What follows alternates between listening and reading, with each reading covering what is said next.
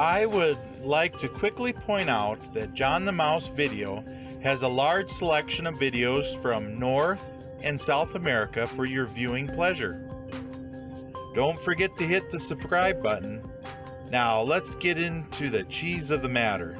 Life of this diesel electric locomotive started in this building in Rochell, Illinois in 1944. This locomotive was specially built for the government. It was built with two 6-cylinder, 6 3/4 bore with 8 3/4 stroke Buda engine. The Buda Engine Company was started in Buda, Illinois, but moved to Harvey, Illinois. I found some maps that show the buildings that the engines were built in. As you can see, they also made automobiles. Feel free to pause the video to study the layouts of the plants. This locomotive is designed so the driver can run the locomotive in the center cab with each engine on each end of the locomotive, so one could be lost in battle. Supercharged Diesel engine Buda-Lanova model DCS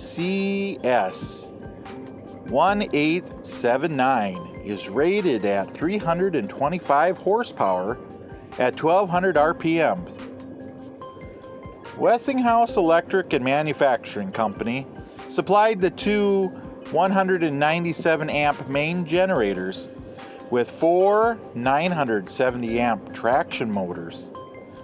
They power the 73-ton locomotive without armor, or with armor at 76 ton, that could power it to 46 miles an hour for a max speed down the track, with 775 gallons of diesel fuel. Army purchased and shipped them over to Africa and Europe during World War II. They were put ashore in France after the invasion to take supplies to the Allied forces. It was one of the locomotives that first crossed the Rhine at the Wesel. After World War II, 20 of these locomotives were sold to the Dutch railways to help them in the rebuilding efforts. Most of them were scrapped during the 60s. The rest of the locomotives were shipped back to the USA, including this one that the Lehigh Cement Company purchased back in 1947. They used it at the Iowa cement plant for about 60 years.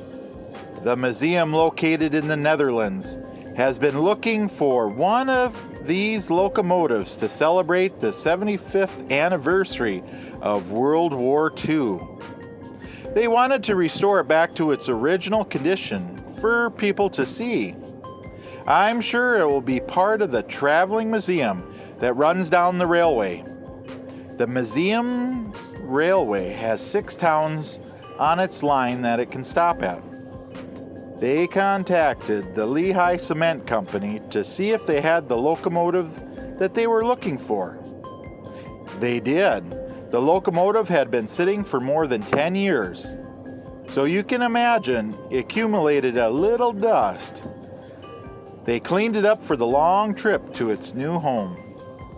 Instead of taking the locomotive by rail, they decided to lift it onto a heavy haul truck. 2 cranes first picked up the old locomotive as the heavy haul truck positioned its trailer underneath the dangling locomotive. After it was in position, they placed it on the trailer, ready for its trip. That's just a little over 300 miles away from the port of Milwaukee. After getting to the port, it has to be loaded on the ship to make the trip to the Netherlands. One of the ship's crane lifted it aboard for the next part of the journey. The ship will make its way through the Great Lakes to the open ocean to travel to the Netherlands. Now, remember, this is not the first time that this locomotive has made this trip on a ship.